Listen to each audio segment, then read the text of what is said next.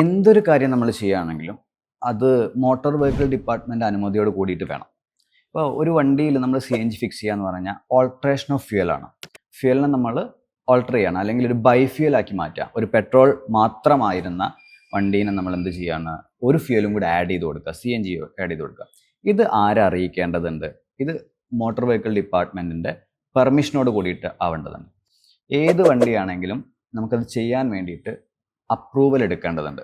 Already approved ആയിട്ടുള്ള models ഉണ്ടാവും. അതിന് എങ്ങനെ ഫിക്സ് ചെയ്യണം എന്നുള്ളത് പോലും ഓൾറെഡി തീരുമാനിച്ചിട്ടുള്ളതാണ്, അവർ പറഞ്ഞിട്ടുള്ളതാണ്. ആ രീതിയിലാണ് നമ്മൾ ഫിക്സ് ചെയ്യുക. ഒരു റിട്രോഫിറ്റ്മെൻറ്റ് സെൻറ്ററിൽ നിന്നും ഫിക്സ് ചെയ്യുന്നത് ആ പറഞ്ഞ ലേഔട്ട് പ്രകാരമായിരിക്കും.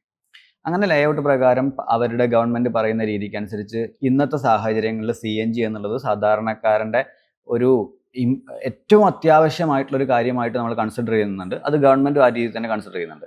മോട്ടോർ വെഹിക്കിൾ ഡിപ്പാർട്ട്മെൻറ്റിൽ നിന്ന് ഒരു തരത്തിലുള്ള ബുദ്ധിമുട്ടുകളും അപ്രൂവ്ഡ് ആയിട്ടുള്ള മോഡൽസിന് ഉണ്ടാവാറില്ല.